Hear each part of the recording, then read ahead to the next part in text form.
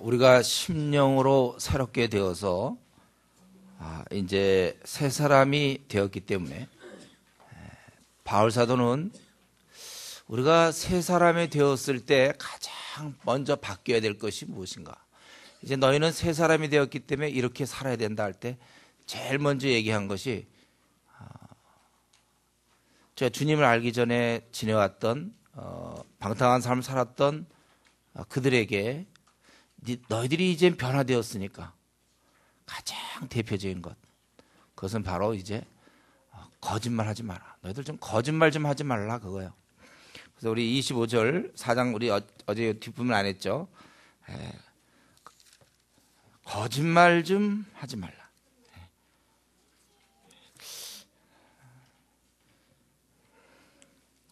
이거 참 어려운 얘기예요, 이게요. 이게 우리가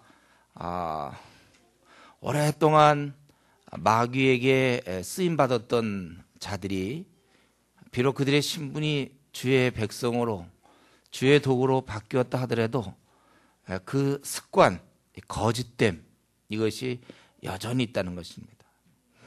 우리는 완전한 거짓말을 시키기보다는 이제는 타협하여 반 거짓말을 할 때가 많고, 또 이제 보통 둘러대는 게 많아요. 둘러댐.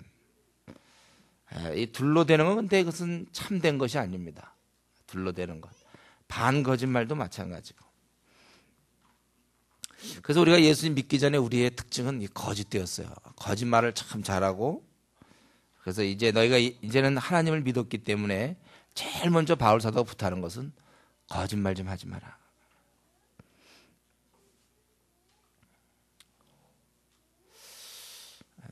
선의의 거짓말 어떻게 되나요? 선의의 거짓말. 성경에는 원래 선의의 거짓말이라는 게 없어요. 왜냐하면 우리가 자기 편에서 볼 땐 다 선인데 뭐. 오히려 그런 식으로 하기 시작하면 모든 게 다 선의의 거짓말에 들어갑니다. 아예 우리에게는 선의의 거짓말이다 이런 말도 없고, 그럼 성경에서 보면 라합 같은 경우 숨겨놓고서도 거짓말 시키지 않았느냐, 또는 뭐 성경에서 그런 경우가 있습니다. 이렇게 그런 경우에 라합의 그 믿음을 칭찬한단 말이지, 거짓말한 걸 칭찬한 건 아니고 믿음을 칭찬하는데, 예를 들면 사무엘이 다윗에게 이제 기름 부으러 갈 때 사울이 알면 큰일 난다 그럴 때 이렇게 얘기하고, 한 가지가 있는 것 같아요. 성경에서는 단 그 생명에 관계되는 문제에 있어서, 그러면 라합이 그때 물론 그는 이방 여인이었고 뭐 하나님 나라의 백성도 아니었어요. 그러나 그렇게 어떤 죽음과 관계되는 경우는 성경에서 좀 보여지는 경우가 있어요. 그런 경우. 그러나 우리가 근본적으로 거짓말은 안 되는 거예요. 근데 그러나 우리가 또 거짓말하지 않는다고 해서 모든 걸 다 얘기해야 되느냐, 이것도 아니에요. 우리가 여기 이제 착실한 그리스도인, 착한 선한 양심적인 그리스도인들은 자기 안에 조그만 뭐가 있으면 그걸 다 얘기를 해야 되는 걸 생각해요. 여러분, 덕이 되지 않는 건 얘기하는 게 아닙니다. 얘기 안 하는 게 속이는 거라고 생각하면 안 돼. 누가 물어보지도 않았는데 자기가 괜히 자기 속에 있는 거 다 얘기해야 될 것처럼 생각하는 거, 이거는 지혜가 아니에요. 덕이 되지 않는 거는 원래 얘기하지 않는 겁니다. 물어볼 때 거짓말은 안 시키지만 그럴 때 잘 넘길 수 있어야 돼요. 얘기에다 이건 얘기하기 어렵다라든가 뭐 얼마든지 거짓말 안 시켜야 돼요.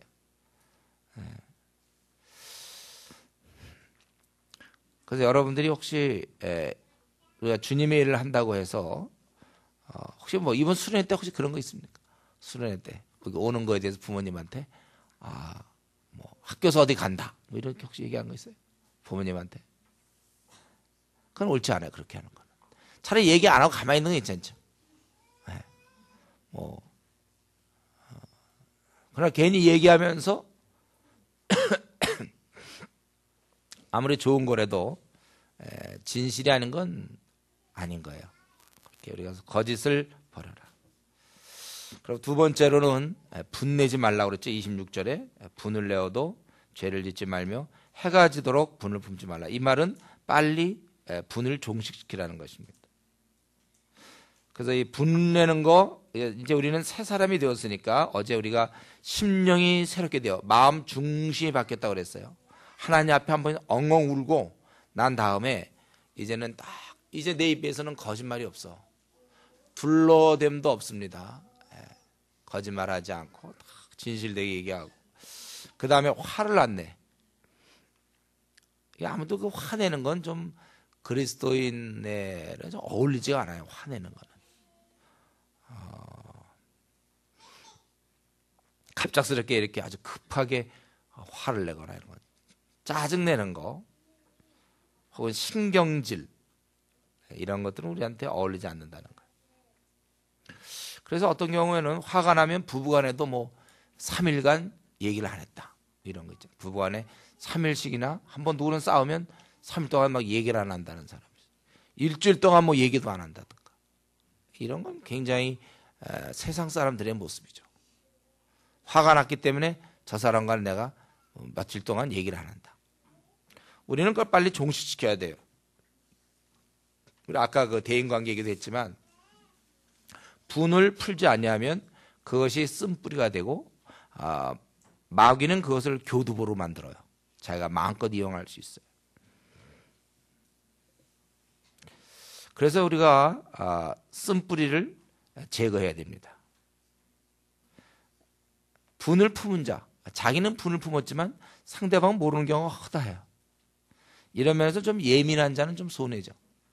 둔한 자는 자기가 해놓고 뭔지 모르는데 예민한 자는 항상 그게 완벽주의자들이 좀 조심스러워야 돼요. 완벽주의자.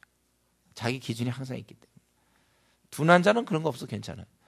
둘이 뭉실 넘어가는데 이게 좀 완벽한 사람들은 그게 안 맞으면 저게 힘들어하는 거야. 그렇기 때문에 우리가 이따 한번 저녁에 그런 시간을 좀 갖자 그랬죠. 아마 이번 수련회 가져야 될 거예요. 그래서 서로 있었던 것을 나누고 그럼 뭐 자기가 아무렇지 않으면 괜찮아요. 그러나 조금이라도 마음에 그것이 자기를 힘들게 한다면 얘기를 해야 되는 거예요. 그래서 우리 조장과 조원끼리, 조원과 또 조원들끼리, 또 목사와 성도끼리, 성도끼리, 전도사와 목사가 서로 이렇게. 이건 어쩔 수 없어. 우리 인간은 우리가 지나가면서 불안전하기 때문에 자꾸 그런 것이 생깁니다. 그걸 속으로 품으면 폭발하게 돼 있어요. 특별히 여기 보면은 27절 마귀에게 틈을 주지 말라. 이 바울 사도의 아주 지혜죠. 특별히 마귀가 보통 역사할 때가 제가 이전에 한번 얘기했죠.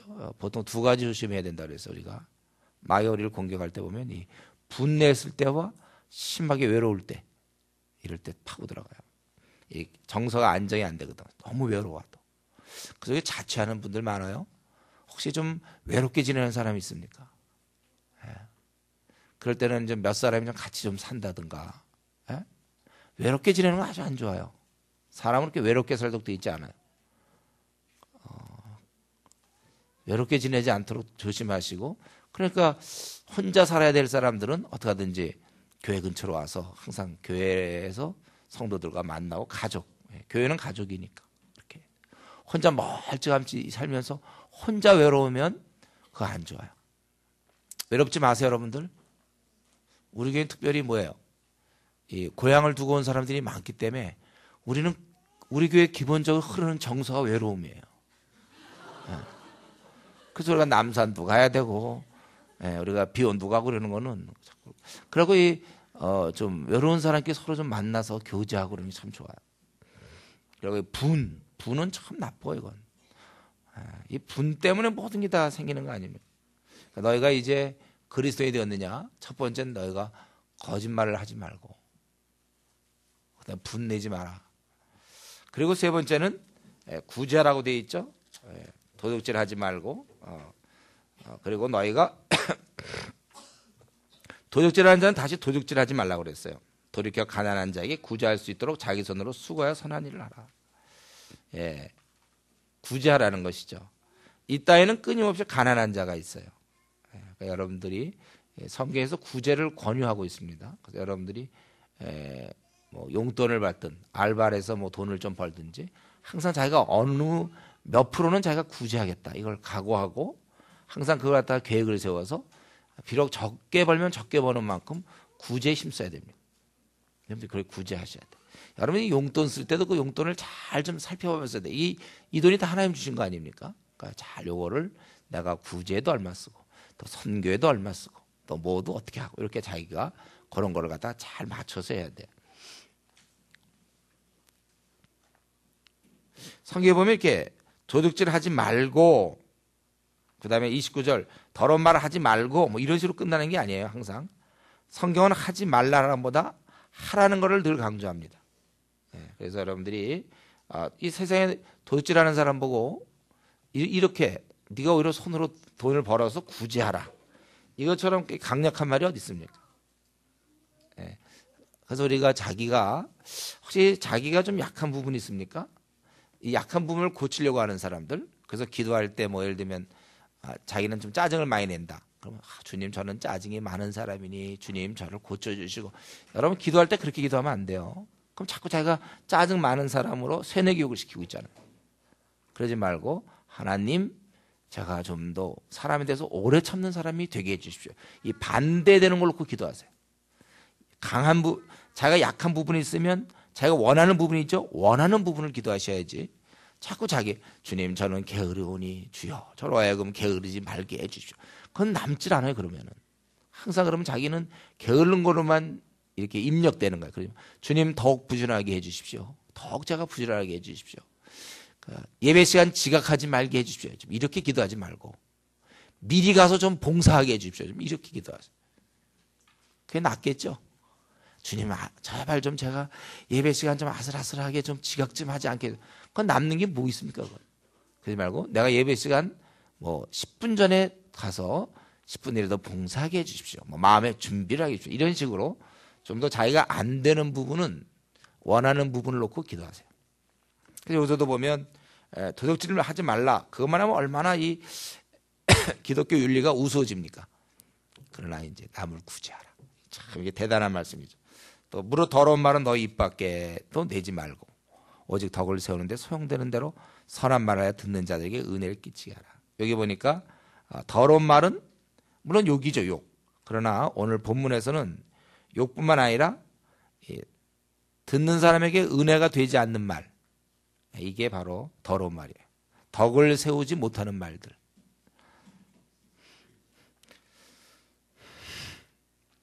그래서 우리가 말을 하는 이유가 뭡니까? 왜 자매들이 아까 얘기했죠. 3만 마디를 왜 합니까?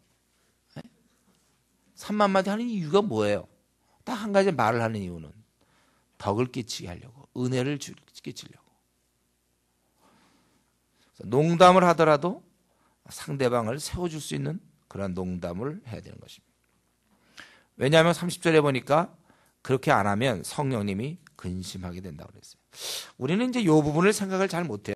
그냥 내가 한번 신경질 냈기 때문에 나 원래 성질이 그래. 뭐 자기가 지각을 했다든가 또 뭐 자기가 어떤 걸 잘못하고 또 뭐 자기가 어떤 불평을 했다든가 자기가 화를 냈다든가 또 약간 반 거짓말을 했다든가 그랬을 때 좀 자기가 원래 기질상 좀 그렇다. 습관이 그랬다. 뭐 이런 식으로 넘어갈 수가 있어요. 그러나 그 배후에는 성령님이 계시고 또 배후에는 마귀가 있다는 거예요.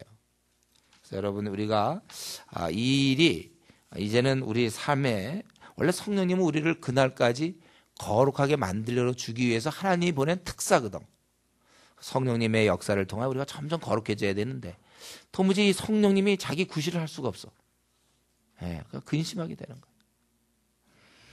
내가 어떻게 행동하느냐에 따라서 마귀가 기뻐할 수도 있고 또 성령님이 기뻐할 수도 있다는 거예요. 그래서 우리가 감사할 때, 덕을 세울 때, 또 거짓말을 안 할 때 성령님이 기뻐하고 우리가 불평할 때, 또 수군거릴 때, 또 분노할 때, 둘러댈 때 마귀가 기뻐한 것입니다. 그동안 우리가 올해 들어와서 한번 생각해 보세요. 내가 올해 들어와서 혹시 불평한 거 없나? 수군거린 거 없는가? 또 분노한 거 없는가? 혹시 집에서 짜증낸 거 없습니까? 나는 그냥 그렇게 했다고만 너무 이렇게 어린애 같은 생각하지 말라는 거예요. 마귀를 기쁘게 해드렸다는 사실을 아셔야 돼요. 내가 마귀를 기쁘게 해드렸구나. 둘러댐으로써 자기는 위기는 못 면했는지 모르지만 그 순간 마귀는 아주 기뻐해. 하나님 나라의 백성이 거짓말을 하다니. 그건 내한테 배운 거다. 이제 이렇게 되는 거죠. 여러분, 우리가 누구를 기쁘게 하며 살아야 되겠습니까? 이제 우리의 언어 습관을 바꿔야 되는 거예요. 그리고 우리가 사랑 가운데 행해야 된다는 거예요. 31절 32절 또 5장 1절 2절에 보니까 악함 노함 분냄 떠드는 것 비방하는 것 모든 악을 함께 버리고, 그리고 친절히 하고 불쌍히 여기고 서로 용서. 말도 해보고 타이르기도 해보고 깨닫게도 해보고 해도 안 될 때 어느 순간에 그냥 용서할 수밖에 없어요. 하나님께서 우리를 용서한 것처럼. 여기 보면 이 악인은 함께 버리는 겁니다. 이게 천천히 하는 게 아니라 단번에 하는 거예요. 우리 예를 들면 뭘 끊는다. 예를 들면 뭐 담배를 끊는다. 그러면 이제 한갑이 됐으니까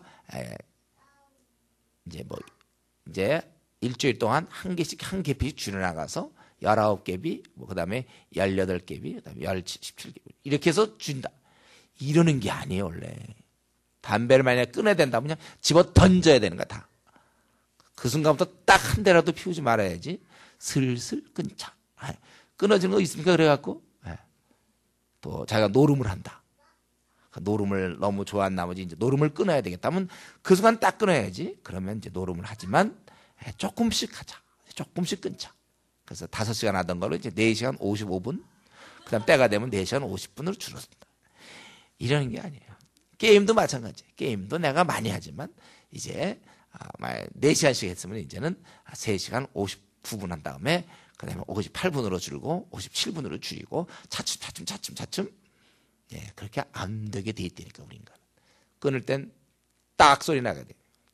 딱 끊는 거예요. 그렇게 못 끊어요. 딱 끊어야 돼요. 다 함께 딱 버리는 거예요.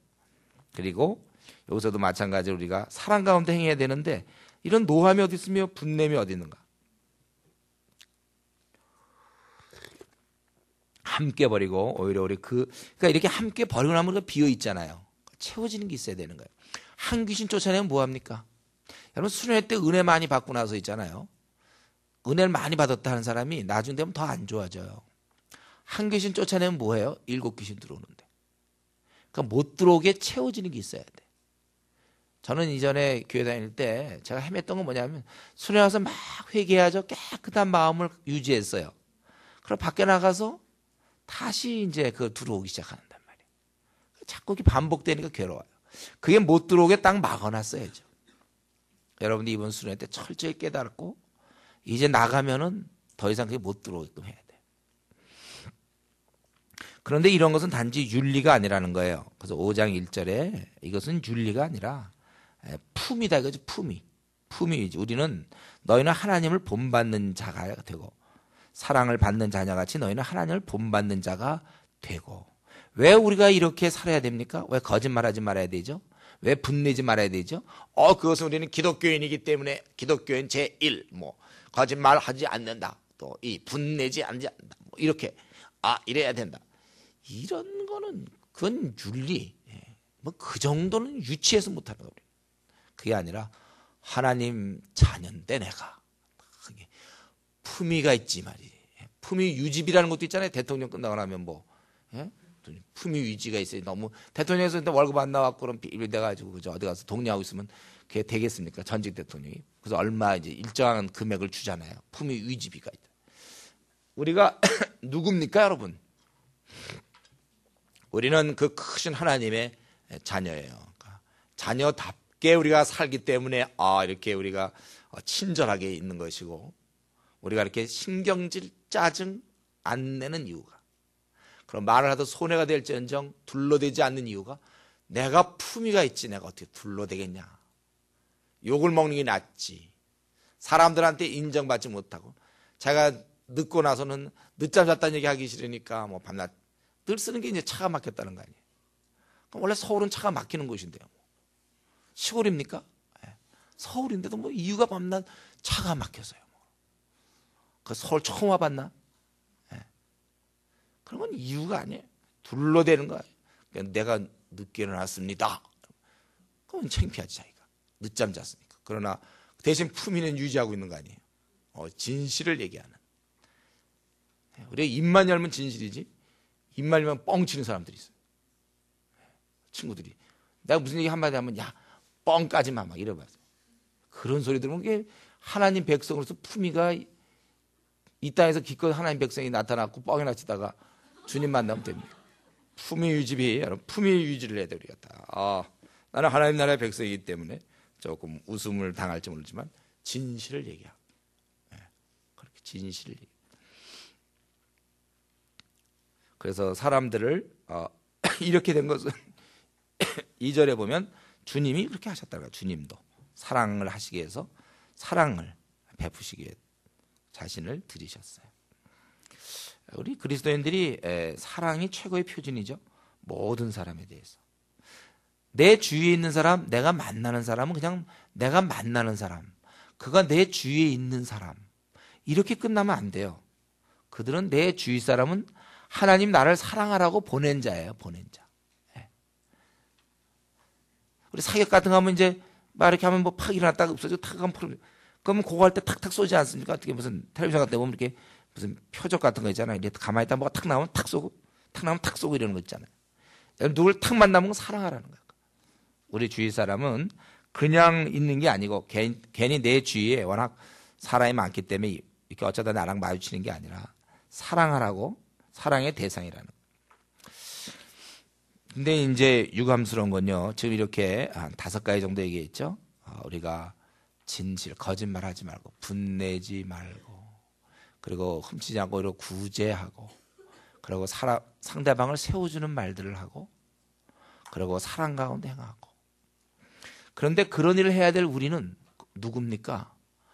그동안 오랫동안 마귀가 갖고 놀았던, 마귀한테 실컷 쓰임 받았던, 아주 이 마귀의 아주 그 놀잇감, 바로 그게 우리였거든요. 우리 저와 여러분 마귀가 오랫동안 갖고 놀았습니다. 그래서 우리는 분도 냈고 거짓말도 태어나게 잘했고, 또 말로 상대방을 상처를 주기도 하고, 우리가 너무 오랫동안 익숙해졌어요. 마귀의 그 하나의 그 도구로서, 마귀가 써먹는 도구로서 빛이어야 되는데 우리는 어둠의 도구로서 오랫동안 사용되었기 때문에 이게 믿고 나서도 잘 안 바뀌어요. 우리 저 오랫동안 그 공직에 있었던 사람들, 뭐 예를 들면 뭐가 있어, 무슨 교사다. 그럼 이상하게 이제 퇴직을 하고 나서도 왠지 그 교사스러워. 교사스러움이 뭔지 모르지만 하여튼 교사스러워. 또 우리가 예를 들면 뭐 군 생활을 오래 했다. 그럼 이제 제대하고 나도 왠지 좀 뭔가 딱 절도가 있고 뭔가 좀 달라, 이상해. 이미 그게 이렇게 물들어 있는 게 있거든요. 물들어 있는 게 있어요. 어떤 생각이나 취향이나 이런 게 있단 말이에요. 우리는 이미 마귀스러워요. 마귀가 나를 너무 그동안 갖고 놀았어, 마귀가. 그래서 이걸 가지고 이제 주님을 섬긴다고 그러는데 정말 부단히 노력하지 않으면 어느 순간 옛버릇이 나온다니까요. 그래서 어느 순간 교회 내에서도 막 분을 내고, 그래서 어떤 교회 보면 별로 덕이 되는 얘기는 아니지만 막 장로와 목사가 싸우고 말이죠. 막 날라다니, 막 의자 날리고 그런대요. 저 그런 얘기 들었어요. 못 봤지만 하여튼 난린데. 또 막 여전도에서 막 회장과 회계가 막 언성을 높이고 분을 낸다든가, 교회에서. 그리고 장로가 그런다든가. 저 장로는 좀 성질이 있어. 이제 교인들이 그런 얘기 한단 말이에요. 이건 뭐예요? 그동안 마귀한테 오랫동안 사용되었던 그가 그 버릇 그대로 갖고 교회에서 움직이고 있는 거죠. 그거는 안 되는 거예요. 그러니까 여러분, 저와 여러분 사실 재생된 건데, 어떻게 보면 우리는 그동안 너무 이쪽으로 오랫동안 사용되었기 때문에 문득 이게 자기도 모르게 드러나요. 그래서 이런 거짓말 해놓고도 그냥 그걸 의식 안 하면서 거짓말하는 사람도 있어요. 너무 오랫동안 우리가 사용되어졌기 때문에. 화내는 것도 마찬가지예요. 짜증내는 것도 그냥 그거를 지금 그게 큰일 나는 거거든요. 하나님 나라 백성이 무슨 짜증을 냅니까? 근데도 옛날에 워낙 짜증을 많이 냈기 때문에 집에 가서, 특별히 교회에서는 괜찮아요. 여기서 우리 교회에서 만나서 그 4시간짜리 5시간짜리 때는 짜증 잘 안 내요. 뭐 짜증 낼게 무슨 형제요, 뭐 자매요, 성경 공부합시다, 뭐 PBS 하는데 짜증나 막 이러지는 않는다고. 보통 집에서, 교회 갔다 오자마자 집에서 이제 짜증 내고, 그리고 그거에 대해서 심각하게 생각을 안 해요. 왜냐하면 그동안 꾸준히 해온 거 그거거든. 근데 내가 바뀌었다니까. 정직한 자로 바뀌었고 화낼 수 없는 존재로 바뀌었고, 그럼 내가 입을 열어 상대방을 세워줘야 되는 그런 사람으로 바뀌었는데 그걸 잊고 있어요. 잊고 있어. 그러고서 신앙이라고 술이나 안 마시고 고스톱 안 치고 뭐 노름 안 하고 주일날 예배 나가고 뭐 이러면 되는 걸로 생각해. 언어 습관은 아주 형편없어. 아주 걸어 그냥. 욕도 해 어떤 사람. 그리스도인인데 욕도 하고 막 신경질 내요. 그리스도인이.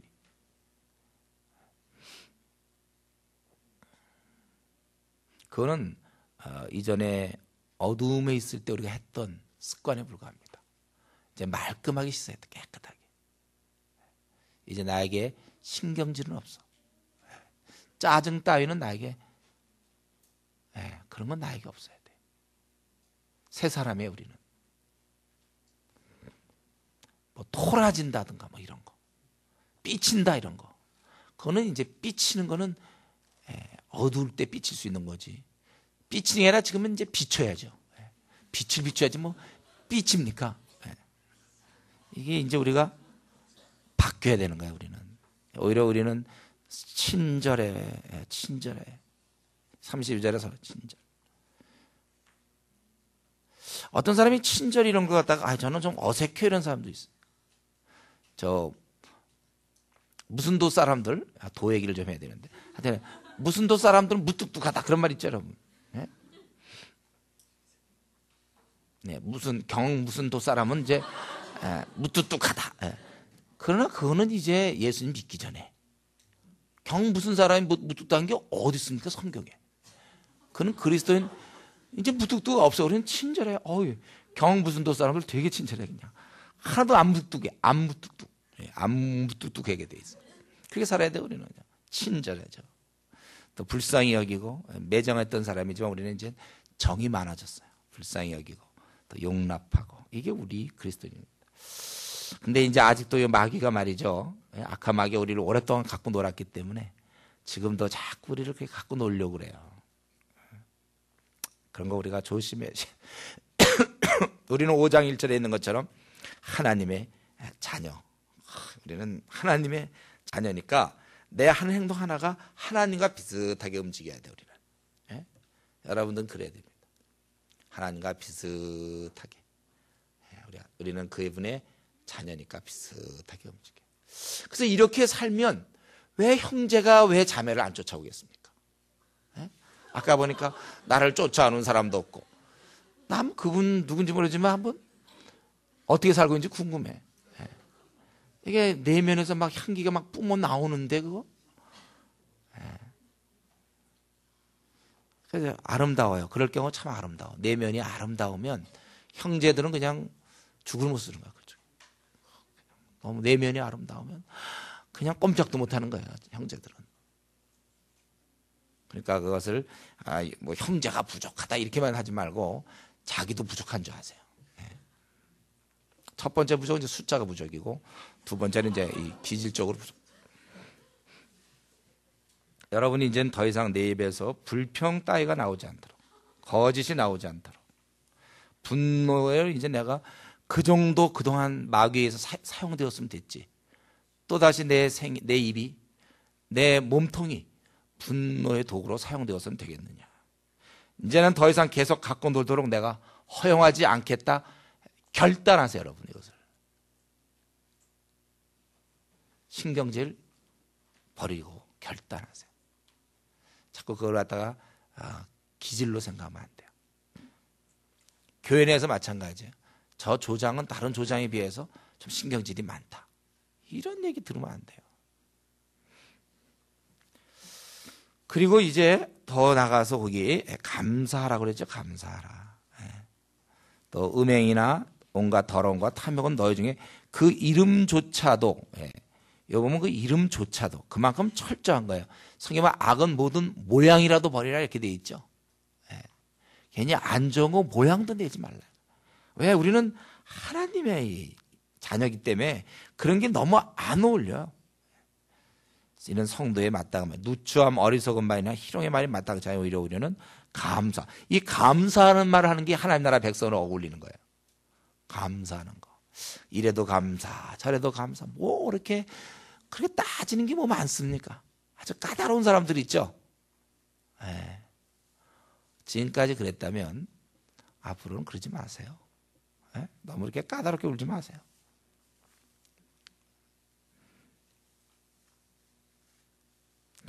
종합적으로 얘기하기를 이제 음행하는 자, 더러운 자, 탐하는 자. 탐하는 건 우상숭배라고 그랬죠. 어떤 걸 욕심을 내는 것, 그게 그의 마음을 빼앗기 때문에 우상숭배예요. 그래서 우리가 욕심이, 성경은 욕심이 우상숭배라고 돼 있잖아요. 내가 어느 걸 막 집착하면 그게 우상이 된단 말이에요. 우리 이제 주님을 위해 사는 사람들이기 때문에 뭐 이렇게 여러분 집착하는 게 있습니까? 여러분 지금 우리가 없어요. 주님 믿는데 뭐 집착하는 게 어디 있습니까? 안 하면 어때 그런 거? 그런 자들에겐 이제 기업이 없다. 기업은커녕 6절에 진노가 있죠. 하나는 없고 하나는 있는데 기업은 없고 진노는 있는 거예요. 음행하는 자들에게 진노가 있다. 그렇기 때문에 요즘 시대가 보면 뭐 연예인들 무슨 뭐 이렇게 막 음란하게 사는 사람들 있잖아요. 무슨 또 뭐 비디오 같은 거 뭐 무슨 탤런트 뭐 누구의 무슨 비디오 뭐 막 이런 것들 있잖아요. 아주 지금 자기들이 하고 있는 일이 뭔지는 모르는데 이게 다 진노의 대상들이에요. 그러니까 여러분들 탤런트들 말이에요. 탤런트들 뭐 무슨 막 난잡한 생활들 뭐 무슨 양의 뭐 비디오 뭐 막 이런 거 옛날에 돌았다는 거 아닙니까? 그 사람뿐이겠습니까?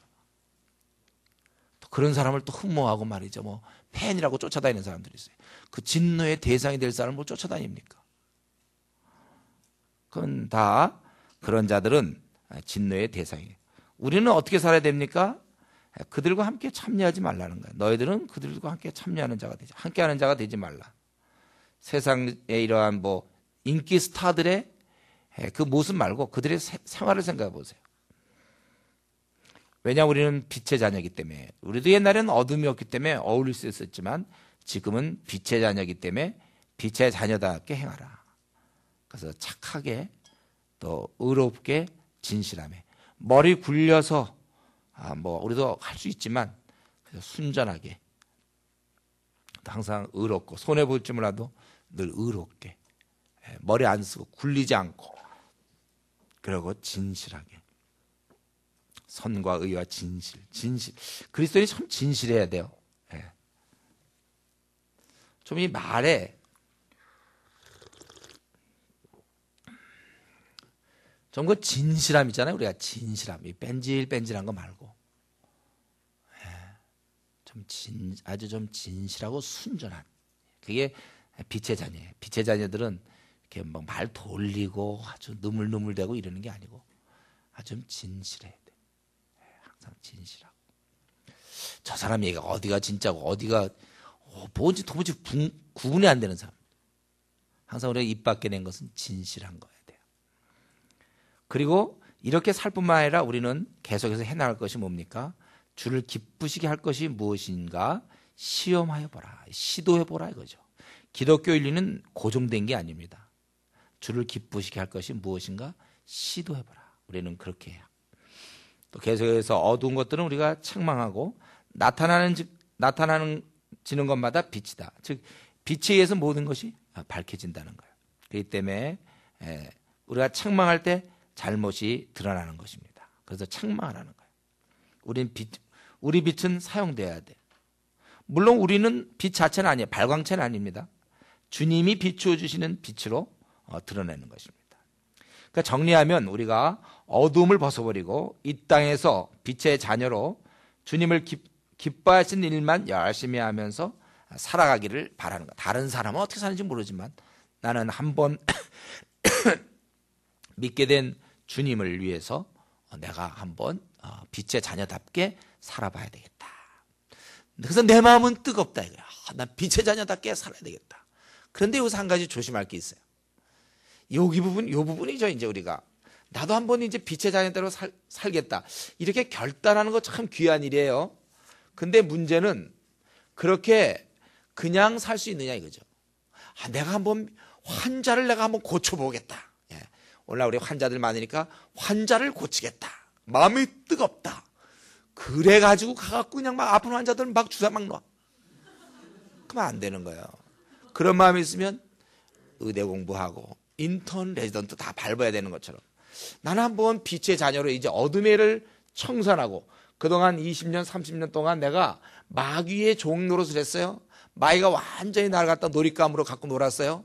내 입에서 막 욕도 나오고 내 입에서 불평이 나왔고 수군거리기도 했고 예, 내가 이게 감사가 없었고 여러 가지 이렇게 친절하지 못했고 거짓되고 뭐 이런 이제 나는 한번 빛의 자녀로 한번 살아보겠다. 그렇다면 적어도 두 가지를 준비해야 된다는 거예요. 바로 지혜와 성령 충만. 그게 15절부터 20절이죠. 우리가 어둠과 더불어 살기 위해서는 준비 없어도 됩니다. 그러나 어둠을 떠나 이 시대의 빛의 역할을 하려면 준비돼야 되는데 그것이 바로 두 가지라는 것입니다. 그래서 여기 보니까 15절에 지혜 없는 자 같이 말고 지혜 있는 자 같이 세월을 아끼라. 때가 악하니라. 그러므로 어리석은 자가 되지 말고 오직 주의 뜻이 무엇인가 이해하라. 주의 뜻을 잘 분간하는 게 지혜예요. 지혜. 그러면 이런 방향이 생기는 거죠. 주의 뜻. 이걸 해야 되겠구나. 지혜. 그런데 자기가 이 주의 뜻을 알아야 되는데 방향을 잡는데 근데 문제는 내가 이게 주님의 뜻이다 이걸 알면서도 우리 인간은 이미 마귀가 오랫동안 갖고 놀아가지고 행할 만한 힘이 없어요. 예를 들면 내가 게임을 하면 안 되겠다. 내가 늦게까지. 아니면 내가 무슨 노름을 하면 안 되겠다. 자기가 이제 그런 마음이 있어요. 알아. 내가 전도하는 거 하나님이 기뻐하겠다. 알아요. 근데 예를 들면 게임을 하면 안 된다 하지만 안 할 만한 힘이 있냐 이거예요. 그래서 주의 뜻은 뭔지는 알 것 같은데 그걸 수행할 수 있는 힘이 있어야 된다는 거예요. 그게 바로 성령 충만이죠. 그래서 이 두 가지는 항상 같이 가는 것입니다. 그래서 분별되었다면 깨달았다면 그것을 할 수 있는 힘이 있어야 된다는 거예요. 우리 모태신앙들 어릴 때부터 교회 다니는 사람들 이렇게 살아야 될 거 압니다. 그러나 대학 들어가서 보면 대부분 타협하잖아요. 왜냐하면 힘이 없기 때문에. 그래서 우리 사도행전 6장 3절에도 7명의 거긴 집사란 말은 안 나오죠. 우선 7명을 택할 때 나중에 보면 이렇게 집사 역할이지만은 성령과 지혜가 충만한 사람이 돼 있잖아요. 그러니까 지혜는 방향이고 성령의 충만은 그거를 밀어주는 거죠. 밀어주는 거.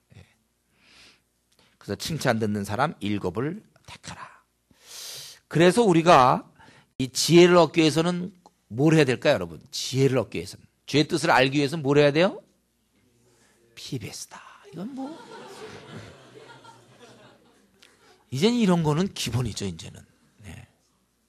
그러니까 우리가 성경을 연구해야 된단 말이에요. 이걸 놓쳐서는 안 돼. 우리는 평생 우리가 밥을 먹고 숨을 쉬어야 되는 것처럼 평생 성경과 더불어 여러분은 지나가야 돼요.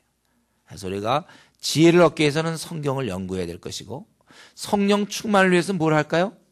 기도 생활을 해야 되는 거예요. 오늘도 역시 또 우리 목사님 또 PBS구나. 이렇게 생각하면 안 되고 마치 여러분이 처음 들었다는 듯이 오늘 참 그동안 안 하시는 것 같더니 오늘 처음 들었다. 이런 자세로 여러분이 성경 연구를 해야 되는 거예요. 그래서 여러분들이 이번에 억지로든지 이런 프로그램에서 이 PBS 쭉 하잖아요. 여러분이 자신의 문제를 다 거의 해결한다니까요. 해결할 수밖에 없어요. 말씀이 우리에게 그걸 주고 그 다음에 기도하다 보면 다 끊을 수 있어요. 근데 이게 이제 내려가서 이게 또 말씀과 기도 공급한다면 이전에 하던 게 다시 또 들어오게 되는 거예요. 말씀과 기도 생활, 성령 충만과 지혜가 충만해야 돼요. 그래서 여러분 이거는 내가 늘 얘기하지만 기도에서 제일 중요한 건 뭐라 그랬죠? 기억 하나? 예. 기도에서 제일 중요한 거는 몇 시부터 몇 시까지인가 그 시간이 자기 생에 자기 스케줄에 들어와 있느냐 안 들어와 있느냐가 중요한 거예요. 그게 제일 중요한 것이지. 뭐 기도해야 되겠다. 이런 얘기는 좀 안 했으면 좋겠어. 예. 예. 우리 수련회 가서 막 뜨고서 이제 내가 수련회 끝나고 난 이제 앞으로 열심히 기도하겠습니다. 그렇게 안 하는 사람 누가 있습니까? 그거 말고 그럼 몇 시부터 몇 시까지 최소한도 제가 1시간은 꼭 해라고 그랬죠. 성도들이 24시간 중에 나는 7시부터 8시까지입니다. 나는 밤 10시부터 11시까지입니다. 이게 돼 있지 않는 사람은 기도 중요성을 믿지 않는 사람이에요. 실제적으로. 그리고 성경을 나는 이제 앞으로 일주일에 몇 장을 내가 연구하겠습니다. 이렇게 돼야, 아니면 내가 통독은 어떤 식으로 하겠습니다. 여기 보니까 주의 뜻이 무엇인가 이해하라. 술 취하지 말라 이는 방탕한 것이니 오직 성령으로 충만합니다. 술 먹는 사람 항상 요 구절 있잖아요. 술 취하지 말라고 그랬지 먹지 말라고 그랬느냐? 이제 그런 게 다. 그러면 뭐 한 잔, 술은 항상 한 잔이 제일 문제예요. 한 잔을 안 먹어야 돼. 한 잔 먹으면 두 잔을 못 먹습니까? 그래서 제가 얘기했잖아. 한 잔이 그 컵의 크기가 다르다고 그랬잖아. 어떤 컵이 이만한 것도 한 잔이 될 수 있다니까. 한 잔. 완전히 취하고 돌아가. 우리나라는 왜 술을 먹으면 안 되죠? 우리나라의 그리스도인들의 이게 저거거든. 하나의 그 표식이 될 수 있어요. 우리나라 선교사가 처음 와가지고 술. 담배도 마찬가지로 했죠. 이거 제가 로마서 14장에서 얘기했어요. 담배 우리 왜 안 핀다고 그랬죠? 성경에 써 있나요? 담배 피지 마라. 성경에 써 있어요? 없어요. 아니, 담배는 우리가 그리스도의 몸이니까 몸을 건강하게 해서 피지 말아야 된다. 뭐 이런 얘기. 그건 말이 안 되는 거죠. 그럼 우리가 커피 왜 마시나요? 커피는 건강에 아주 유익한 영양소가 듬뿍 있습니까? 커피? 우유를 능가하는 그런 겁니까? 커피? 그런 식으로 하면 안 되고, 담배 안 피는 이유는 뭐예요? 우리나라에 복음이 처음에 들어올 때 우리가 이게 하나의 좋은 전통, 우리 몸이 그리스도고 건강해야 되겠고, 그동안 많은 사람이 막 결에 걸려 죽어가고 그럴 때 선교사들이 이건 백해무익이니까 그리스도인으로 끊자. 그래서 우리가 좋은 전통, 술도 마찬가지고. 근데 이제 요즘 와서 말이죠. 뭐 담배 피면 죄냐 아니냐. 여러분 이 죄냐 아니냐 따지면 그 어린아이 신앙이라고 그랬죠 제가. 하나님을 기쁘게 하느냐 기쁘게 하지 못하느냐. 이와 비슷한 게 또 뭐라고 그랬어요? 고스톱이라고 그랬죠. 고스톱이 재미있다고 그랬습니까? 없다고 그랬습니까? 재미있다고 그랬어요. 고스톱은. 재미있지만 그거는 우리 망국병이니까 3명만 모이면 고스톱이니까. 그래서 우리가 그리스도인으로서는 좀 그런 면에서 좀 차이를 보이는 거예요. 그래서 우리가 안 하는 거예요. 이거 뭐 우리 로마서 여러분 이거에 대해서 더 듣고 싶으면 로마서 14장 제가 하는 거 로마서 제가 이제 로마서를 하도 해갖고 원래 이런 가장 기본적인 것도 자꾸 사람이 또 바뀌기 때문에 로마서를 또 해야 되는데 이미 들은 사람이 많아서 내가 못하는 거예요. 로마서 안 들어 혹시 여기서 로마서 한번 들은 사람 손 들었어요. 로마서 몇 사람 들었나 봅시다. 이제 많이 들었죠? 많이 됐어요. 더 이상 내가 이런 얘기 안 해도 되죠? 술, 담배 뭐 이런 고스톱 얘기 안 해도 되죠? 이걸 자꾸 요즘 서양에서는 이런 것들을 제가 영국에 있을 때도 보면 그냥 이런 걸 다 무시해버리고 그래. 어쨌든 술 취하지 말라. 이는 방탕한 것이 성령으로 충만함을 받으라. 그 결과 그 다음에 화답과 뭐 노래와 찬송과 감사와 피차 복종과 이런 것들이 이루어지는 것입니다. 그래서 이제 여기까지 얘기하고 우리 이제 새 생활에 대해서 얘기하고 이제 새로운 관계에 대해서 얘기하겠습니다. 새로운 관계는 크게 두 가지인데요. 22절부터 6장 4절까지 가정에 대한 거. 그 다음에 5절부터 9절까지 직장에 대한 거. 원래 여기까지 얘기하고 이 에베소가 끝나도 돼요. 내가 보기엔. 이제 우리가 새 생활을 얘기하면서 가족을 얘기하고 가정을 얘기하고 직장을 얘기했으면 끝이죠. 그러나 6장 10절에 뭘 바울이 생각했냐면 이렇게 아름다운 이제 새로운 가정, 새로운 직장을 깨려고 하는 악한 자가 있다는 거예요. 그래서 그 마지막 그 10절부터 24절 이제 뒷부분은 그럼 이 악한 자와 어떻게 대적할 것인가? 그게 이제 이 에베소의 내용이에요. 거의 다 끝나는 것 같죠? 이제 이렇게 들으니까. 네. 그래서 이 에베소 특별히 제가 21절부터 33절까지는 벌써 여러 번 얘기했어요. 우리 여러분들이 그 이성교제와 남편의 역할. 네. 그때 제가 이거 자세히 했습니다. 그걸 혹시 또 들은 사람 손 드세요. 네. 이성교제 남편의 역할. 몇 사람 들었습니까? 네. 우리 다 들었네요. 내리세요. 그러면 이 시간에는 이걸 뭐 세세하게 하지 않겠어요. 제가 그냥 쓱 흘러가겠습니다. 혹시 못 들은 분들은 이거 원래 1시간 반 걸리기 때문에 여러분들이 동영상을 통해서 들으면 좋겠는데 다시 한번 여기서 얘기하겠는데요. 아내들이여 자기 남편에게 복종하기를 주께 하듯 하라. 이거는 보통 아내들한테 얘기하는 게 아니에요. 그건 21절이 전제가 돼 있어야 돼. 그리스도를 경외함으로 피차 복종하라. 이건 그리스도인들에게만 얘기하는 거예요. 이거는 불신자들에게 이렇게 얘기할 수는 없어요. 할 수가 없거든요. 이거는 그럴 능력이 없어요. 그래서 아내들이여 자기 남편에게 복종하기를 주께 하듯하라. 이는 남편이 아내의 머리됨이 그리스도께서 교회의 머리됨과 같으시니 그가 바로 몸의 구주시니라. 그러므로 교회가 그리스도에게 하던 아내들도 범사에 자기 남편에게 복종할지니라. 그래서 우리 자매들이 결혼하면은 자신은 이제 자신의 머리를 만나게 되는 거예요. 바로 남편이죠. 남편은 자신의 머리지 자신의 발이 아니에요. 자매들 우습게 보면 안 돼. 남편이요. 남편은 머리가 된다는 말이에요. 남편에게 하는 게 죽게 하듯 해야 돼요. 여러분이 죽게, 그러니까 평소에 뺀질뺀질한 자매는 남편에도 뺀질뺀질해도 괜찮죠. 왜냐하면 죽게 그렇게 했다으니까 죽게 하듯 해라 그랬으니까 내가 뺀질뺀질하게 했으니까 이제 남편에게도 뺀질뺀질 말 안 듣고 그래야 되겠구나. 그죠? 어쨌든 여러분이 주님께 했던 태도로 남편에게 하라고 했어요. 그 남편이 머리가 된다고 이미 이건 하나님이 결정한 거예요. 머리가 되도록. 그렇기 때문에 범사에 24절 자기 남편에게 복종할 자라. 우리가 어떤 걸 대화를 할 수 있고 그렇지만 마지막 결정하는 순간 그것은 남편이 하는 거예요. 그리고 이제 남편들은 뭐라 했습니까? 아내 사랑하기를 그리스도께서 교회를 사랑하시고 그 교회를 위하여 자신을 주신같이 하라. 그래서 남편은 아내를 사랑해야 되고 그 사랑의 내용은 자신을 주심같이라고 했어요. 그래서 이는 곧 물로 씻어 말씀으로 깨끗하게 동사들이 깨끗하게 하시고 거룩하게 하시고 세우시고 티나 주름 잡힌 것이나 거룩하고 흠이 없도록. 그래서 이 주님의 희생 노력으로 교회를 온전케 주님이 만드신 것처럼 남편은 아내가 온전하도록 자기를 희생해야 된다는 것입니다. 이 말이 너무 어려워서 28절 너희가 너 자신을 사랑하는 거 있지 않냐 이거예요. 그것처럼 네가 아내를 사랑해라. 그래서 남편의 역할은 아내에게 잘 대해주는 게 아니에요. 아내를 잘 대해줘야 되겠다. 이게 남편의 역할이 아니에요. 성경에서는. 뭐예요?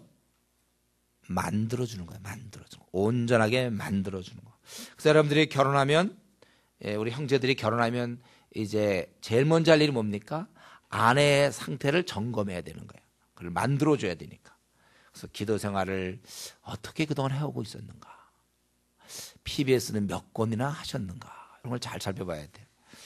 그의 연약한 부분은 무엇이고 지정의 속사람이 강건한지 이런 것도 살펴봐야 되고 취미생활은 어떤 식으로 했고 정서 상태가 어떠한지 건강은 양호하신가 이런 거 다 그런 거 여러분 잘 살펴보고 그 부족한 부분을 도와줘야 되는 거예요.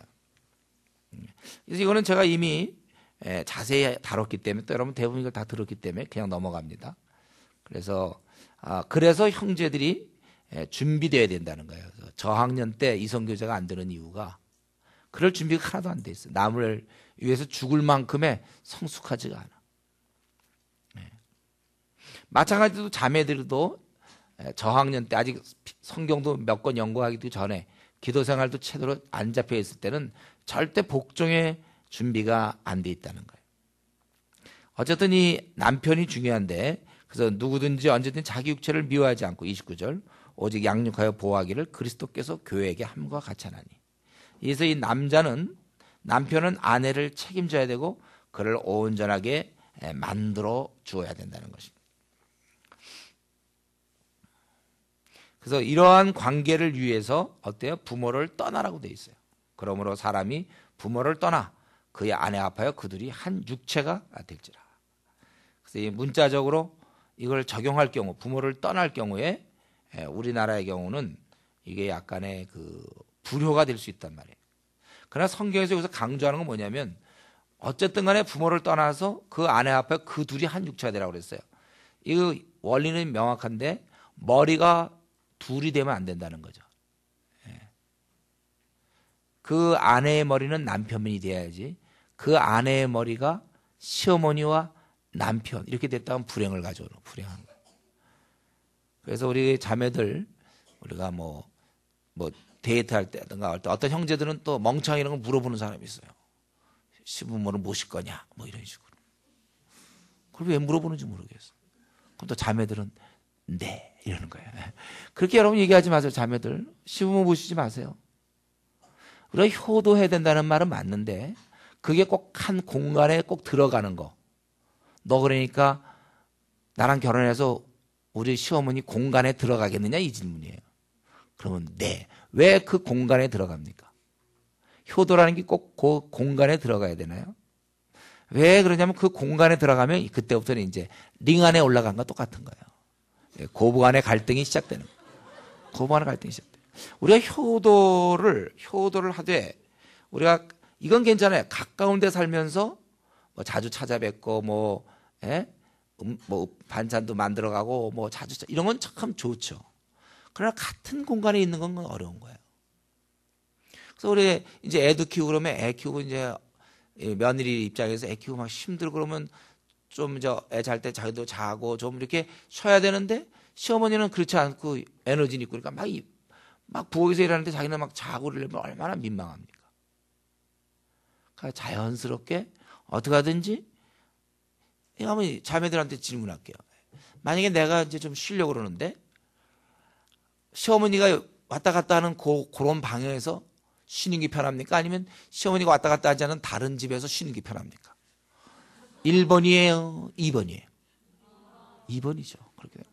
그게 꼭 효도 개념하고 이거를 우리가 이렇게 좀 잘 살펴봐야 돼요. 그래서 절대로 두 주인은 불가능해요. 그리고 적어도 부부가 만났으면 최소한도 3년의 시간이 필요해요. 둘이 하나가 되는데. 그래서 봐요. 하나는 화성에서 왔고 하나는 금성에서 왔단 말이에요. 그래서 어느 곳 이 남자가 갖고 있는 그동안의 살아온 문화, 여자가 갖고 있던 살아왔던 문화, 어느 게 옳고 틀린 게 없어요. 서로 이건 각각의 장점이 있는 거예요. 그래서 이 둘이 만나서 화성도 아니고 금성도 아닌 목성의 문화를 만들어야 되는 거야, 둘이서. 그런데 만약에 여자가 만약에 이 남편의 집으로 들어가면 만약에 이제 그 금성이라고 합시다. 그러면 여자가 화성에서 왔는데 금성으로 들어간다고 합시다. 그러면 거기서는 자기만 이상한 거예요. 왜냐하면 거기 시동생도 그렇게 지내고 남편도 그런데 시어머니 시아버지까지 경우다 할아버지도 계시면 다 그렇게 지나면 자기가 틀린 것 같아. 자기네 화성에서 이거 굉장히 이거 옳은 거거든. 근데 이 금성에 가면 이건 괴상한 법칙이야. 그러면 갈등이 생기는 거야. 자기가 틀린 거 20년 30년 동안 진영이 틀린 것처럼 돼버리잖아요. 그러니까 1대1로 만나야지 1대4로 만나면 지게 돼 있잖아요. 자기가. 1대1로 끌어들여야 돼. 남편을 밖으로 끌어와서 다른 데서 만나갖고 제3의 장소에서 만나서 둘이 3년 동안 해야 이제 목성 같은 게 하나 만들어져. 이제 이럴 때는 이제 혹시 그럴 때 이제 시집에 들어가면 좀 난데 그래도 원래 들어가는 거 아니고 언제 해야 됩니까? 시부모가 혼자 됐거나 그리고 혼자 거동이 불편해서 이제 우리가 간호해드려 간병하고 그럴 때는 이제 모셔서 오는 거죠. 그건 모셔서 오는 거야 자기 집에. 그거와 시집 들어가는 건 다른 문제예요. 우리나라에서는 현재 이 떠나는 것이 그래서 이게 보면 부모를 떠나라는 것은 독립을 의미해요. 그래서 아내와 합하여 그들이 한 육체가 되는.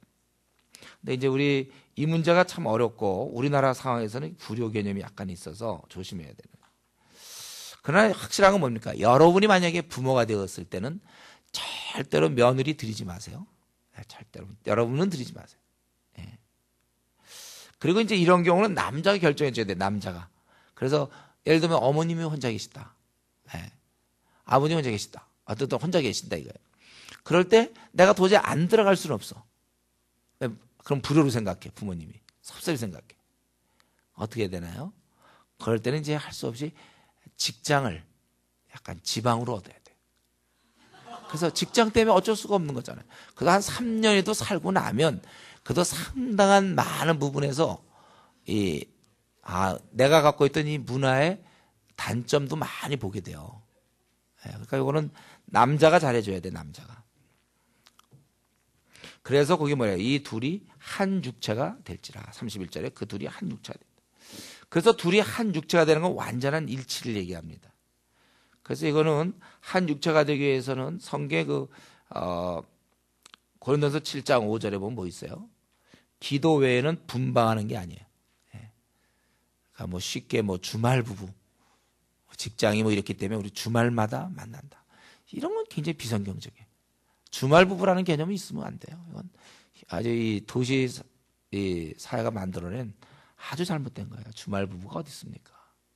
부부는 늘 같이 있어야지. 한 사람이 돈을 덜 벌어야지. 주말 부부는 안 됩니다. 기도 외에는 분방하면 안 된다고 그랬잖아요. 그래서 제가 그때 예를 들었죠. 뭐 회사에서 내일 중요한 브리핑이 있다. 근데 이제 애가 있어. 애가 있는데 얘가 잘 운다. 그러니까 밤에 푹 자고 좋은 컨디션으로 이제 브리핑을 잘 해야 되니까 여보 저 방 가서 주무세요. 내가 애를 데리고 자겠습니다. 그럼 이제 꽤 남편을 배려하는 것 같죠? 배려하는 점은 성경적 원리는 아니에요.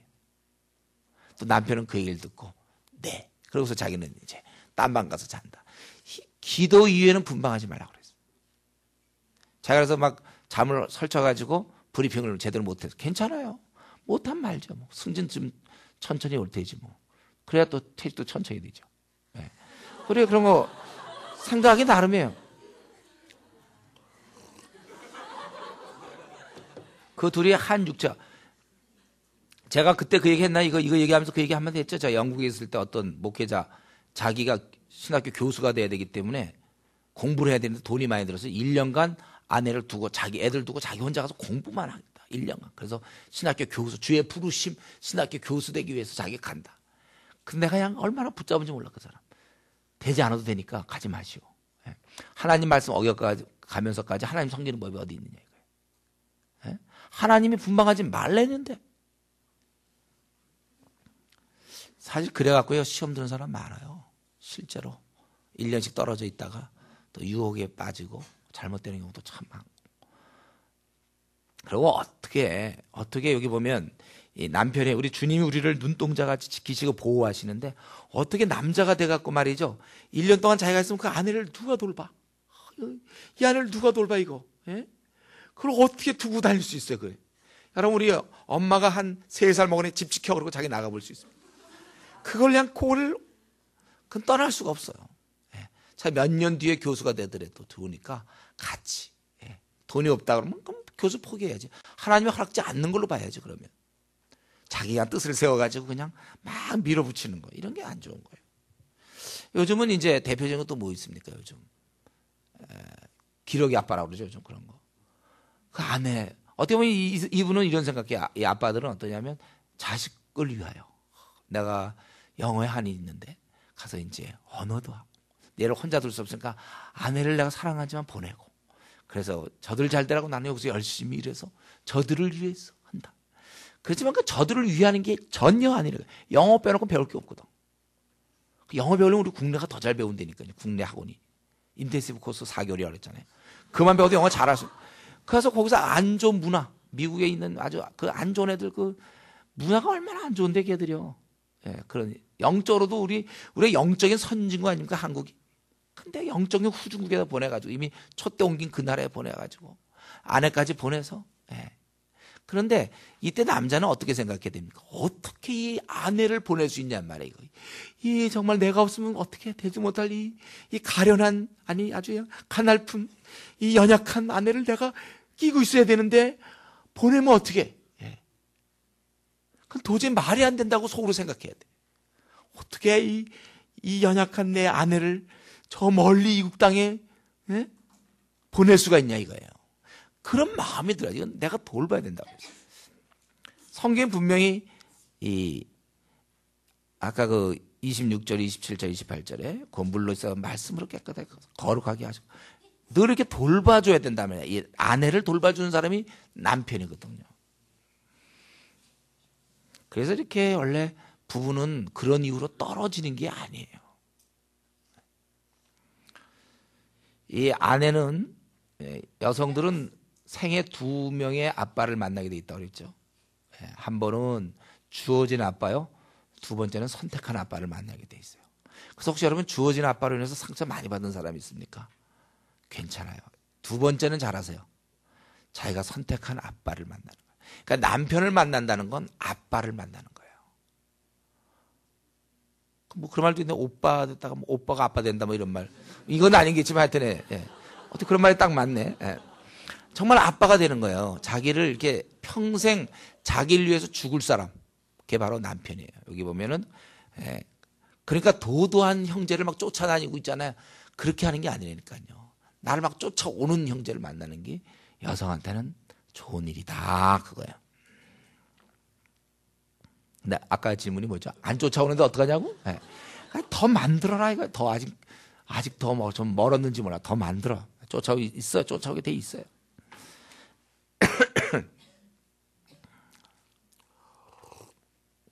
이거에 대한 세세한 내용은 여러분들이 그 동영상을 그때 그걸 좀 참조해 주면 좋겠고, 그래서 이 비밀이 크도다. 나는 그리스도와 교회에 대하여 말하노라. 그러나 너희도 각각 자기 아내 사랑하기를 자신같이 하고 아내도 자기 남편을 존경하라. 그래서 언제든지 이 부부는 같이 돼야 되고, 가정이 안 되면 아무것도 안 되는 거예요. 베드로전서 3장 7절. 남편 된 자들아 이와 같이 지식을 따라 너희 아내와 동거하고 저는 더 연약한 그릇이요. 이 말 속에는 남자도 연약하다는 거예요. 그래서 배우자가 아내가 있잖아. 남편의 이 부족한 면을 자꾸 얘기하면 그 남편은 절대로 성공할 수가 없어요. 그도 약한 그릇이기 때문에. 그래서 아내들이 격려를 잘해줘야 돼요. 남자는 약간 원래 그러면 안 되지만 약간 뻥을 치는 기질이 있어요. 특별히 아내 앞에서는 딴 때는 몰라도. 그럴 때 아유 여보 아이고 되게 뭘 된다고 받는 당신은 뻥이나 쳐 이러지 말고 좀 그렇게 얘기하려고 하는 그 남편의 그 심리를 좀 생각 좀 좀 이해해주고. 그건 자기 남편 아닙니까? 잘 격려해주고. 왜냐하면 저는 더 연약한 그릇이요 그랬어요. 그러니까 남편도 연약한데 여성이 더 연약한 그릇이라는 거예요. 그래서 남자와 여자가 싸우더라도 만약 무슨 일 때문에 하더라도 남자가 약간은 양보하는 게 맞는 거예요. 더 연약한 그릇이니까. 또 생명의 은혜를 유업으로 함께 받을 자로 알아 귀히 여기라. 이는 너희 기도가 막히지 아니하라. 그래서 여러분 결혼은 반평생으로 생각하면 안 되고 결혼은 일평생입니다. 그래서 이거 정말 시간이 걸리더라도 이건 오래 해서 신중하게 결혼해야 돼요. 에이 나이도 됐고 그러니까 에이 대충 저 정도면 됐다고 결혼하지 마세요. 시간이 걸리니 그래도 잘 만나야 돼요, 여러분. 예? 그 남편을 잘 만나고 또 아내를 잘 만나야 같이 가는 거예요. 그러니까 뭐 외모가 그러니까 뭐 매력적이다 해서 결혼하는 거 이런 건 안 돼. 되게 이쁘다 그래서 결혼하고 그거 소용없다니까요. 그런 건 다 3개월 결혼하고 3개월 이내에 그건 다 사라지는 거라고 그랬어요. 네. 나중에 이제 24시간 같이 지내보세요. 뭐 매력적이다. 네. 그 매력적인 거 그거 그 한 3개월 같이 지내보라니까요. 뭐 저 형제 저렇게 멋있어. 도도해. 근데 3개월 지내는 동안에 방구도 끼고 다 그럴 거거든. 그런 소리 들을 때마다 멋있어? 뭐 소리가 괜찮아? 뭐 여러분 그럴 겁니까? 다 똑같아 남자들. 세수 안 하면 지저분하고 뭐 발냄새 나고 다 여자들도 마찬가지예요. 양치질 안 하면 다 그런 거고. 여자가 뭐 깨끗하고 뭐 뷰티풀 막 얘기하지만 그건 데이트할 때 머리 감고 오니까 그렇죠. 어떤 경우 어떤 자매 좀 우리도 그렇잖아요. 형제들도. 예, 자매들도 이렇게 머리 감는 거 귀찮아하는 자매들도 있어요. 근데 데이트할 때는 꼭 감고 와.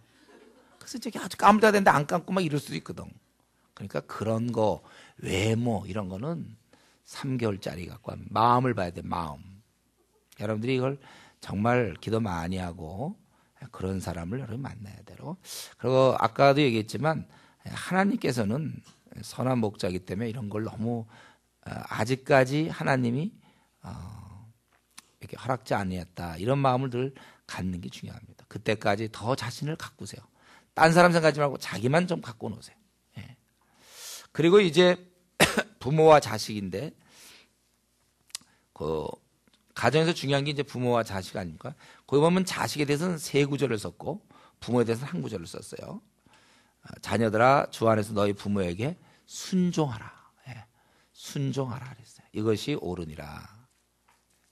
여러분 이거 우리가 부모님께 순종하는 게 옳아.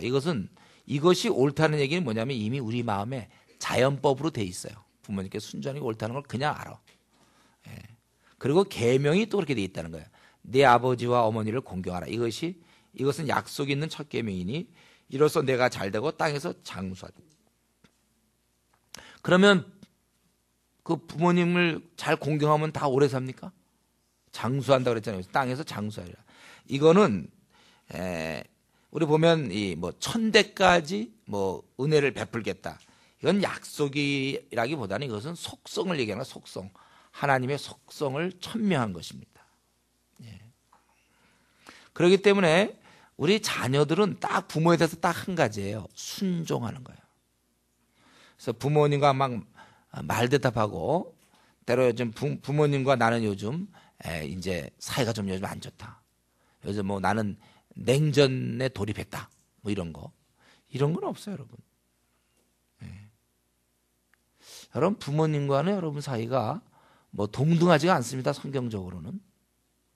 왜냐하면 성경에는 부모는 하나님의 권위를 갖고 있어요. 그래서 원래 부모가 그러니까 제대로 돼야지. 그러니까 부모를 통하여 하나님의 사랑과 하나님의 돌보심과 이런 걸 깨달아야 되니까 육신의 부모를 잘못 만났을 때 이제 그게 없는 거니까 그런 사람은 언제 회복되냐면 좋은 남편을 만나면서 하나님의 사랑을 깨닫는 거야. 이러한 남자가 갖고 있는 그런 사랑이 얼마나 부드러운지 몰라요. 이런 걸 이제 깨닫게 되는 거예요. 그래서 부모님과는 절대로 냉전 중이다 이런 말이 있으면 안 돼요. 제가 이때 에베소 이전에 강의할 때 여러분 그때 들은 기억납니까? 우리 에베소 때 한번 제가 어느 교회 그때 도울 때인데 옛날 얘기인데 어떤 학생이 하나 고등학생 고3인데 와갖고 자기는 이 부모랑 아주 지금 냉전 중이라는 거예요. 그래. 왜 그러냐 그랬더니 부모님 자기를 성가대를 못하게 한다는 거예요. 자기는 그래서 부모님과 냉전 중이라고. 그래서 가만히 얘기 들어보니까 얘가 고2 때까지 뭐 전교에서 몇 등 안에 들고 그랬어. 공부를 잘했는데 그다음에 이제 교회에서 성가대 봉사한다고 맨날 교회 가는 거야.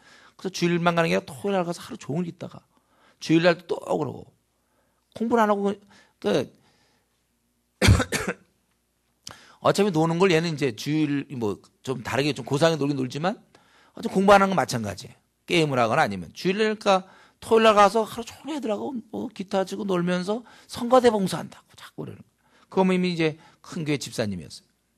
그러니까 그 어머님이 야 너 그럼 성가대 그만해라 이랬어요. 그러니까 드디어 올 것이 온 거지 이 친구가. 드디어 복음을 위한 핍박 이렇게 생각하고 고난이 왔구나 이러고서는 있잖아 대항하는 거 어머님한테. 그래서 나보고 있잖아 좀 자랑스럽게 자기가 부모님과 냉전 중이다 이러더라고 나한테. 그래서 내가 있다가 야 너 당장 그만둬라 너 성가대. 걔는 내가 자기 편일 줄 알았죠. 너희 어머니 말씀 듣고 당장 그만둬.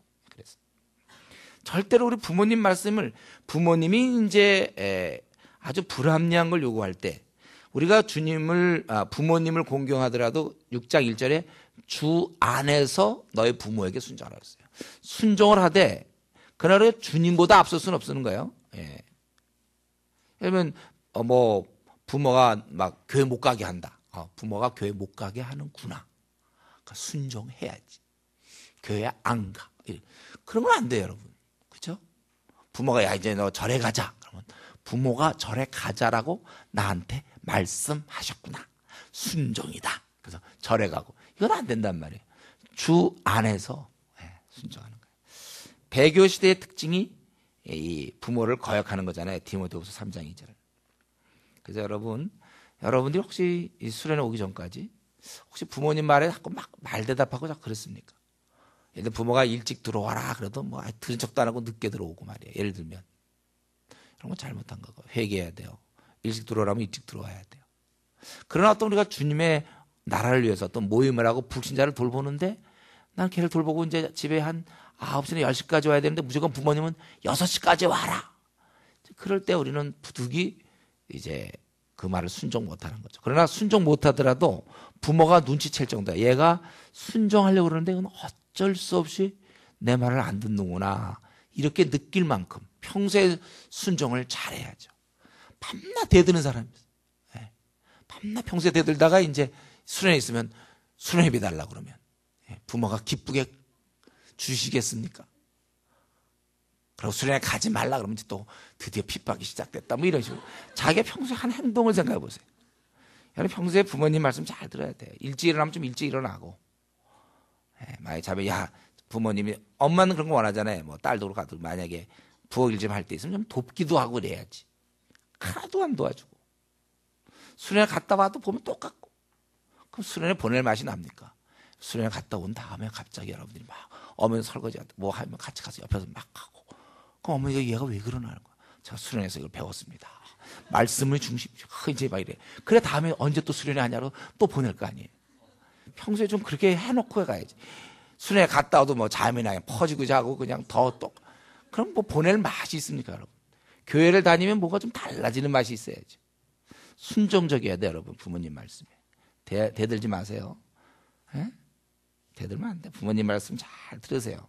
어떻게든지 듣되 부득이 주 안에서 우리가 이렇게 순종하라고 그랬는데 그게 아닐 때는 우리가 아주 조심스럽게 좀 우리가 어쩔 수 없이 순종 못할 뿐이지 우리는 항상 부모님께 순종해야 된다. 그리고 이제 한 구절이죠. 4절. 또 아비들아 너희 자녀를 노엽게 하지 말고 오직 주의 교훈과 훈계를. 앞으로 여러분들이 부모가 됐을 때 자녀에 대한 건 이 딱 두 가지죠. 이 두 가지를 이걸 기억 못하는 우리 지금 한국 교회에 많이 있어요. 이 두 가지만 하면 되는데 이 부모들은 여러분 이제 앞으로 부모 돼서 자식 문제 과연 잘 키울 수 있을까 자식을? 이 두 가지만 지키면 돼요. 하나 뭡니까? 노엽게 하지 말라고 그랬잖아요. 노엽게 하지 않는 거.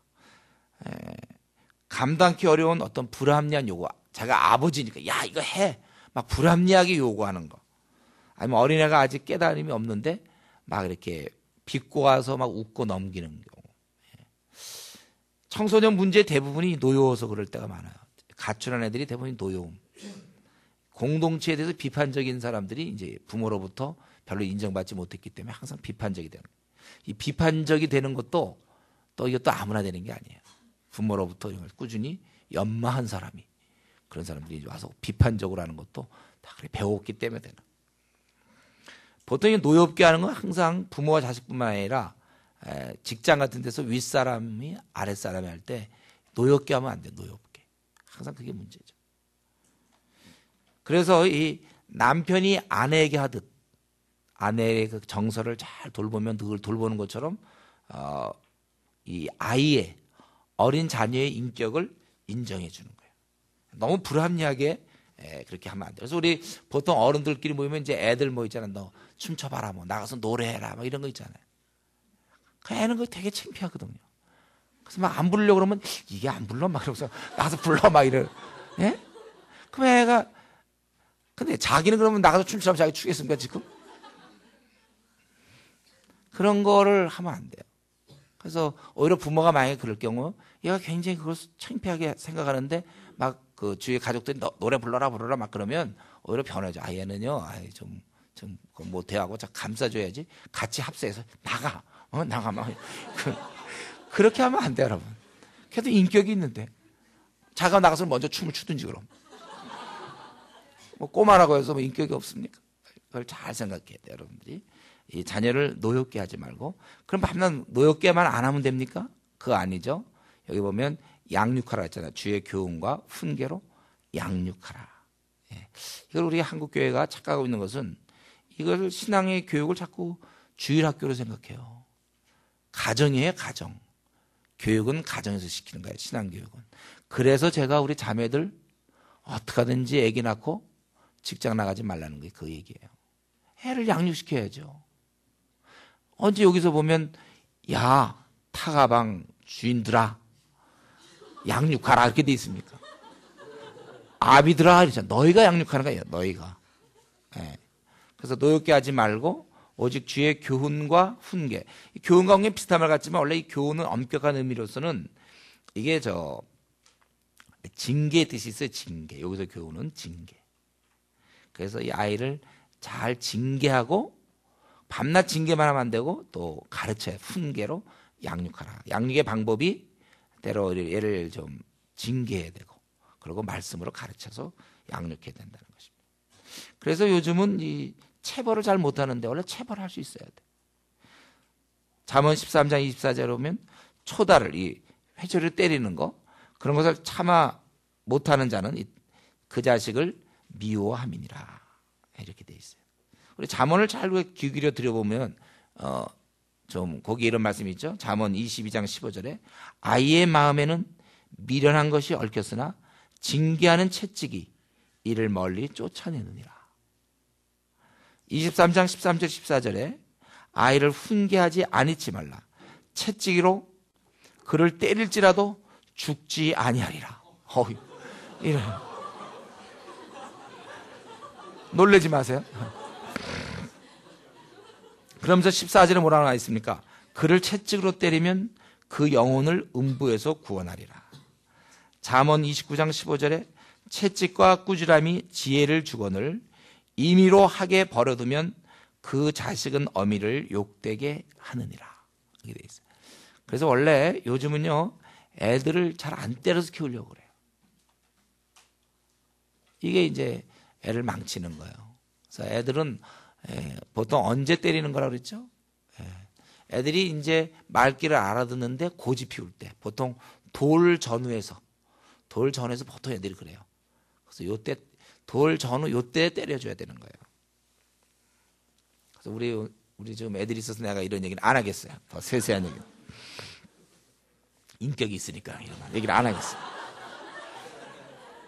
그리고 여기 보면 그래서 여러분들이 이제 결혼하면 애가 도울쯤 됐을 때 이제 눈치는 있고 말을 잘 안 들을 때 그때는 이제 때려줘야 되는 거예요. 때리되 막 때리면 안 돼요, 여러분. 돌을 기껏 태어나서 뭐 부모한테 얻어맞게 태어났습니까? 따끔하게 한 대씩만. 그 손으로 때리는 거 아니에요? 손은 이제 사랑해주는 손이고 회초리가 나쁜 거죠. 손은 좋은 거예요. 회초리를 때려야지. 그래서 회초리를 싫어해야지 손을 싫어하면 안 돼. 회초리를. 그때 이제 때리는 거예요. 그래서 돌 됐을 때 이렇게 막 뻔히 알면서도 고집 피우고 이러는 거 갖다가 놔두면 안 되는 거예요. 그래서 요즘 이제 유아교육, 자녀교육은 어떻게 시키냐면 그럴 때는 이제 타일러야 된다. 그래서 막 애가 막 푹 찢고 그러면 가가지고 이렇게 찢으면 안 돼요. 이런 식으로. 이런 거 찢으면 안 돼요. 그러면 애는 하고서 저기 가서 있잖아요. 막 부셔요. 그럼 또 쫓아가갖고 이런 그런 유리구슬 깨면 안 돼요. 이러면 저희 가서 막 뒤집어 엎으면 또 가서 뒤집으면 안 돼. 그게 됩니까? 다 아는데 요게 이러면서 그냥 딱 때려줘야 되는 거예요. 그러면 애가 이제 이게 백지기 때문에 이때 잘 되는 거예요. 그래서 그럼 밤낮 때리기만 하면 안 되잖아요, 애를요. 그래서 거기 훈계로 양육하라. 무엇이 바른지를 알려줘야 된다는 거예요. 그들을 내버려 두면 안 되고 계속 가르쳐야 된다. 이 부모의 책임이에요. 그래서 이 부모가 이거 가르치지 않고 나중에 애들을 이렇게 띄워놓고 애들에게 눈물을 흘려놓은 엄마가 하지 말았는데도 애들 눈물을 흘려놓고는 나중에는 이제 그 애 때문에 그 엄마가 울게 돼 있어요. 이게 법칙이에요. 애를 그렇게 키워놨으니까 애가 타가방 가서 이제 쭉 배우니까 거기 여러 불신자 가정 잘하는 애들 와갖고 욕도 배우고 안 좋은 거 배우고 버릇없이 키우고 막 그러니까 그 할머니한테 맡기면 친정엄마는 절대 때리지 않습니다. 그 애 얼마나 이뻐하는데 때리겠습니까? 친정엄마가. 엄마는 때릴 수 있어도 친정엄마는 때릴 수 없어요. 애를 망치는 거예요. 그래서 그리고 여기 나온 것처럼 훈계로 양육하라. 계속 가르쳐야 된다는 거예요. 그래서 부모의 책임이 그래갖고 이걸 가르쳐야 되는 거예요. 예. 그래서 남에게 맡기면 안 되는 거고, 우리가 맞벌이 부부를 하더라도 충분히 가르침이 확보된 상태에서는 그럴 땐 가능할지 모르겠어요. 과연 근데 그게 가능할까요? 그렇게 제가 다 나가서 어떻게 가르칠 거예요? 화상으로 어떻게 가르치나? 애를 어떻게 같이 나가가지고 이 자녀 교육은 오직 부모만 할 수 있는 거예요.